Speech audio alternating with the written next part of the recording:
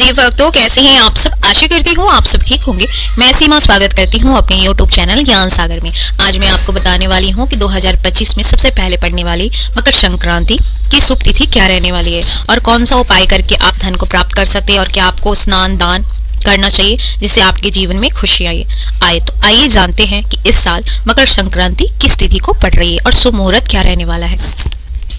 हिंदू धर्म में मकर संक्रांति एक महत्वपूर्ण त्योहार है। सूर्य के राशि परिवर्तन को संक्रांति कहते हैं।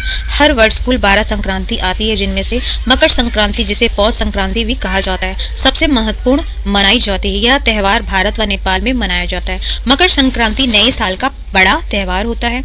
मकर संक्रांति नारायण पर्व भी कहा जाता है। ठंड के कम होने और सूर्य देव के लंबे समय तक चमकने का प्रतीक होता है।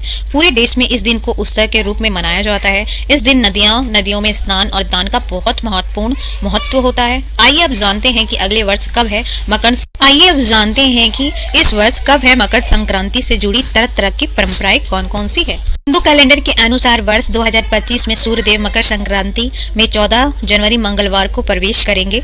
भगवान सूर्य सुबह के समय 9:03 पर मकर राशि के में गोचर करेंगे। यह समय मकर संक्रांति होगा। सूर्य गोचर होने के कारण संक्रांति 14 को मनाई जाएगी। 14 जनवरी 2025 को मकर संक्रांति के दिन पुण्य काल की कुल अवधि 8 घंटे 42 मिनट रहने वाली है।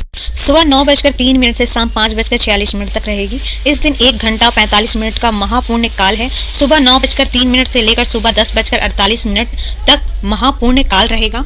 पतंग उड़ाने से लेकर दान तक की परंपराएं हैं। खिचड़ी के दिन देश भर में मकर संक्रांति को पतंग उड़ाने से भी लेकर नदी स्नान और दान करने की परंपराएं हैं। इस दिन पंजाब, हरियाणा और दिल्ली के आसपास लोहड़ी मनाई जाती है। इस दिन तिल से बने तरह तरह के व्यंजन बनाए जाते हैं और दोस्तों और परिजनों को तिल व गुड़ खिलाया जाता है। इसके अलावा पवित्र नदियों को स्नान और दान करने का भी परंपरा है। मकर संक्रांति के दिन नदी स्नान के बाद लोग पितरों का तर्पण भी करते हैं। यह दिन अपने पूर्वजों को याद करने का भी अवसर माना जाता है। इस दिन को आंध्र प्रदेश, तेलंगाना और तमिलनाडु में पोंगल के रूप में मनाया जाता है। तो मनाई जाती है मकर संक्रांति। मकर संक्रांति मूल रूप से खेती से जुड़ा त्योहार है। यह खरीफ फसलों की कटाई के बाद मनाया जाता है। इसके अलावा यह लंबी ठंड के बाद सूर्य देव के गोचर मकर राशि में प्रवेश करने और दिन की अवधि लंबे होने के लिए भी मनाया जाता है।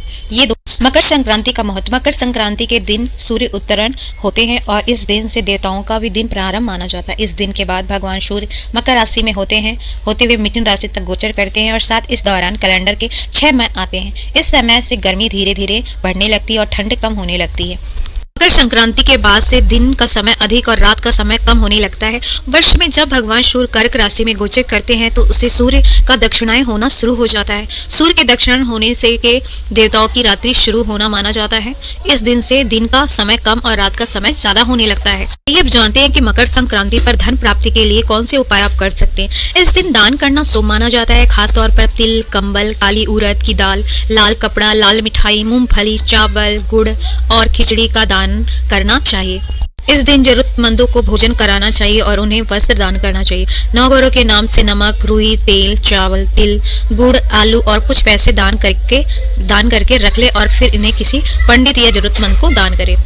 मकर संक्रांति पर गाय को हरा चारा, गुड़, काली तिल, उड़द और चने की दाल खिलानी चाहिए। इससे भी आपके घर में मकर संक्रांति पर सूर्य देव को अर्घ देना चाहिए। इस दिन भगवान सूर्य की विधिवत पूजा करनी चाहिए और आदित्य हृदय स्रोत का पाठ करना चाहिए। मकर संक्रांति पर तुलसी, तांबा, सुहाग सामग्री, तिल और झाड़ू खरीदना शुभ माना जाता है। ये सारे उपायों को करके आप धन प्राप्ति कर सकते हैं और इन सब उपायों को करने से आपके घर जीवन में खुशियां, समृद्धि आती है। तो इन उपायों को आप मकर संक्रांति के दिन जरूर करें। अगर आपको मेरी ये वीडियो पसंद आई हो तो प्लीज आप मेरे चैनल को लाइक, सब्सक्राइब, शेयर जरूर कर दीजिएगा। हर हर महादेव, जय शंभू।